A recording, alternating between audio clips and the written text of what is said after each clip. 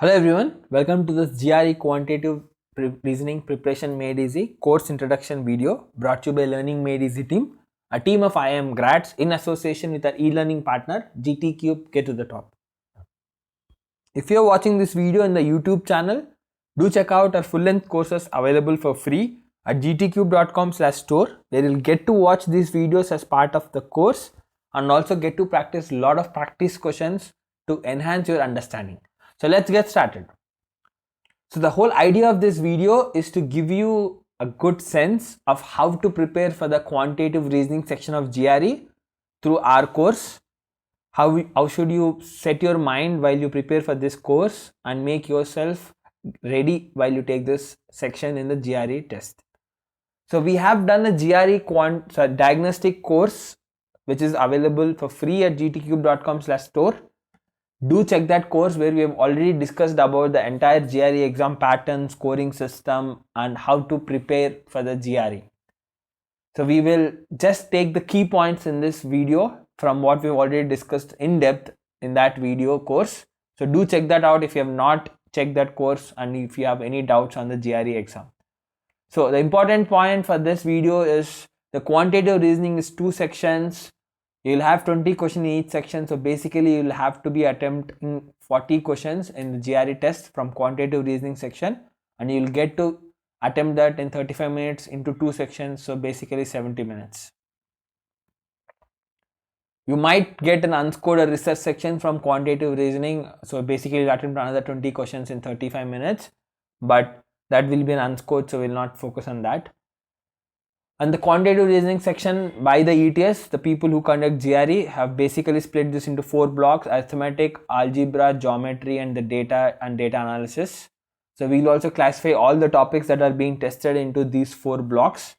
And the types of questions that we get to see are multiple choice questions. So basically single correct answer. You will have multiple choice questions with multiple correct answers. And there is one variety which is specifically seen in GRE, that's quantitative comparisons, where you'll have to compare 2 quantities, quantity A and quantity B. And then the final type is the numeric entry, basically a fill in the blank question. You need to enter the answer in the given blank. You won't see options like an MCQ question.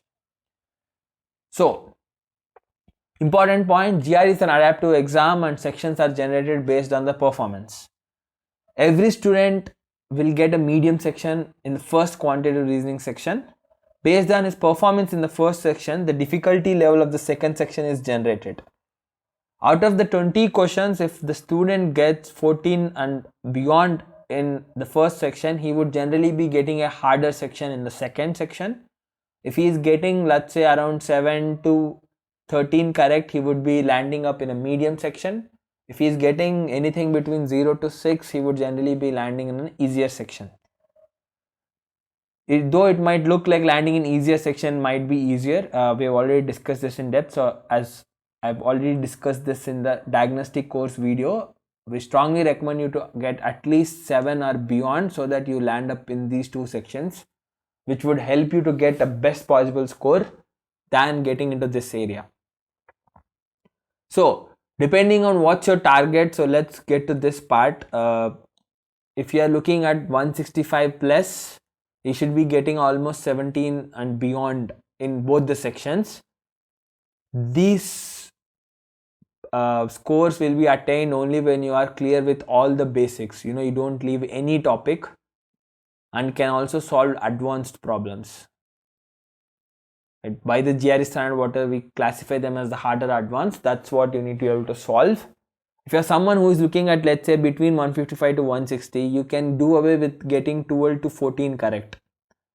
So you have that buffer to leave 3 to 4 questions and attempt maybe 15, 16 questions and get 12 to 14 correct, with an 80% accuracy.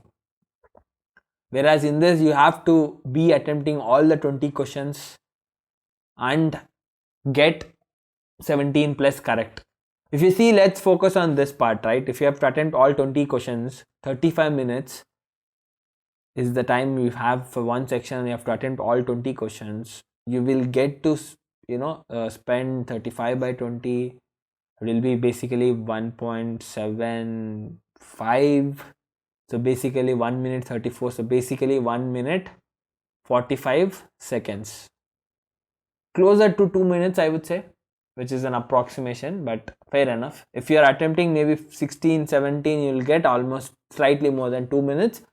So GRE is giving you almost 2 minutes for each question on average, which I would strongly feel that that's good enough time to solve without using shortcuts for many questions.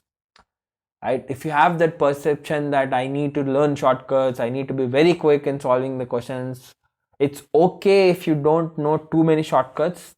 Focus on getting your basics clear and focus on being good in calculations. No point in knowing all the shortcuts if you take 2 minutes to do this. Right? What is 17, 18 there? Right? Be quick in the calculations and get all the basics covered. Try to get an experience of solving different varieties of problems and be quick with the calculations, and believe me, this is good enough time to actually solve all the questions. I mean, 2 minutes per question, the 35 minutes, 20 questions. It's not an exam where you have less than a minute to solve a question. So basically, in those type of exams, I can understand students feeling that they have to learn techniques, shortcuts. Yes, shortcuts do indeed help, but what I strongly recommend is GRE is not a test where they would rather give you standard type of questions again and again and focus on making you solve faster.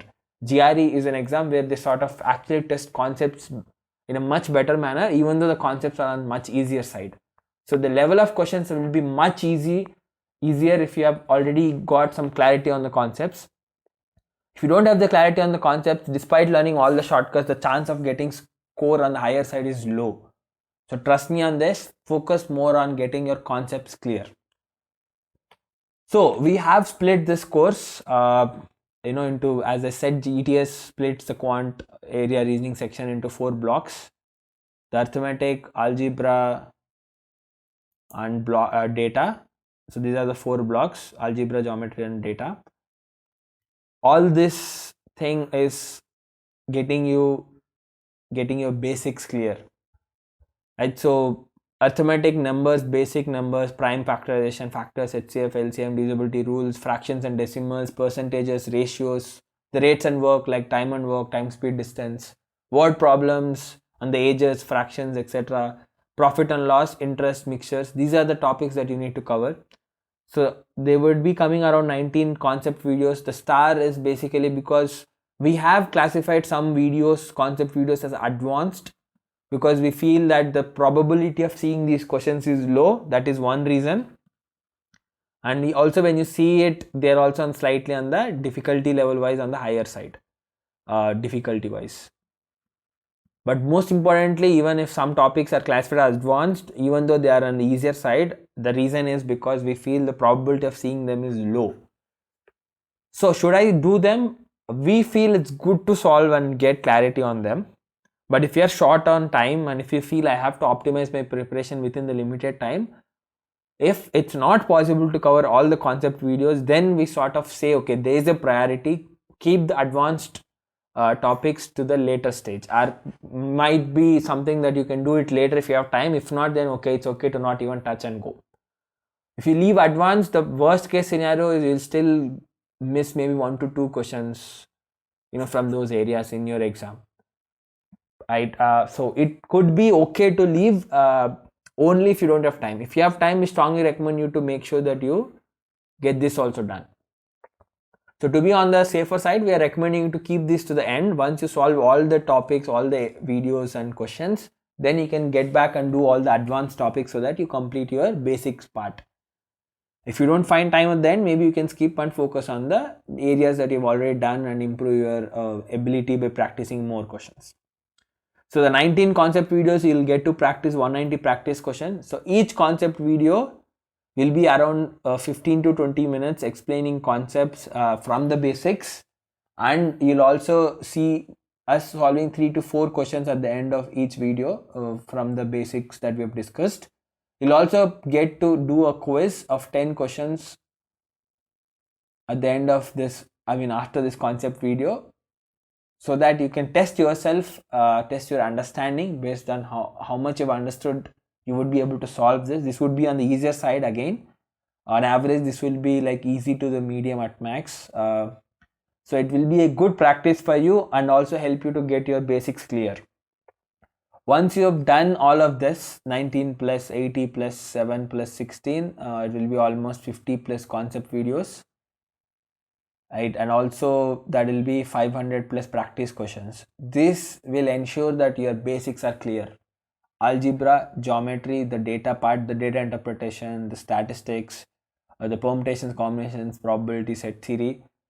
Once you've done all these videos, approximately I think it would take an average user, let's say if we count that you spend 4 to 5 minutes on each question, the practice question to solve, and if you don't know, you check the solution, etc. So it will translate to 50 to 55 hours, right? You're done, yes, let's say 60 hours maybe, but you will be done with your basics. Once you're done with the basics, then we'll move to the practice phase. So we do provide 200 plus GRE standard practice questions in the form of quantitative comparisons for each block. So for the arithmetic, you have 25 quantitative comparisons at the end of the arithmetic block, and you will also see 25 practice questions from other varieties like the multiple choice questions, fill in the blanks, at the end of the block in the arithmetic block. What we recommend you is do not attempt them right after you complete the arithmetic block, rather do them at the end. That is when you complete block 1, block 2, block 3 and block 4. Come to this, do the quantitative comparisons and the practice questions from each block. So that will be around 200 plus practice questions. So that will make your understanding complete and also give you a good practice of different varieties of questions that can be asked.